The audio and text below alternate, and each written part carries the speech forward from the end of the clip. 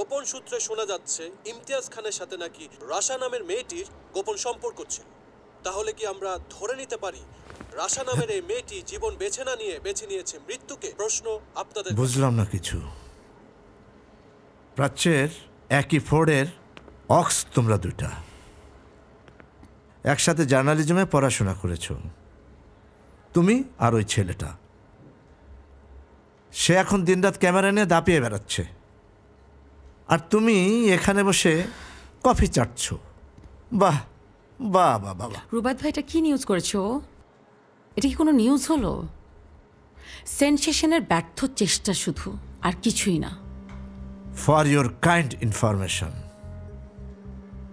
বিনোদন সাংবাদিকতা আগের মতো নেই।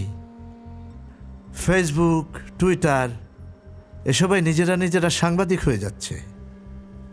সো আমার সেন্সেশন দরকার। এখানে ব্যর্থ হলে চলবে না।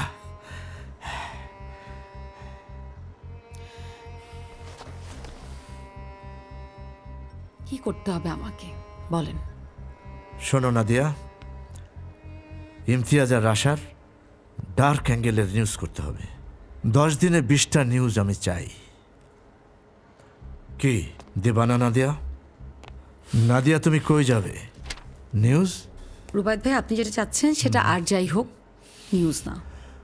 শোনো, ইমতিয়াজের সাথে আমাদের ফিচার টিমের কথা হয়েছে। এখন আমাদের একটা ইন্টারভিউ করতে হবে, সেটা করবে তুমি।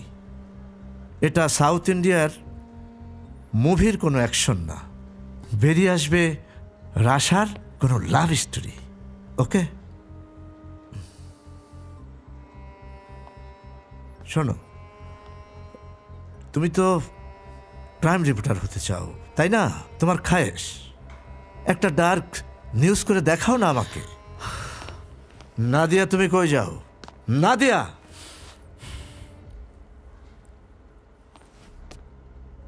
রুবাদ ভাইয়া, আপনি যেটা চাচ্ছেন সেটা একটা ক্রাইম রিপোর্টারের কাজ না, একটা ফিকশন রাইটারের কাজ। সেটা যেহেতু বুঝতে পারছো, কাজটা করো।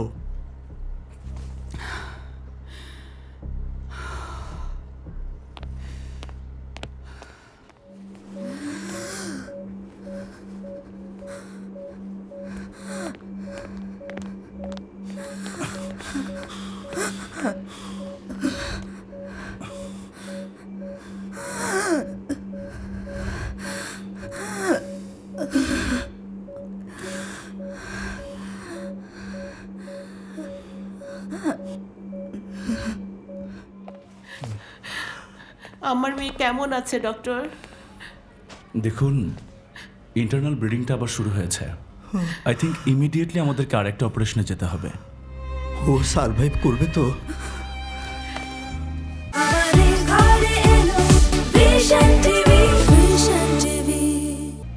Let's hope for the best.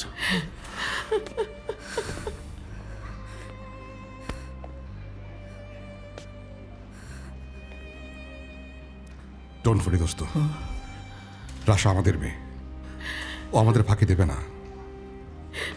দোস্ত আমি চলে আসছি, এই ইস্তিয়াক বাস্টারটাকে আমরা ছাড়বো না।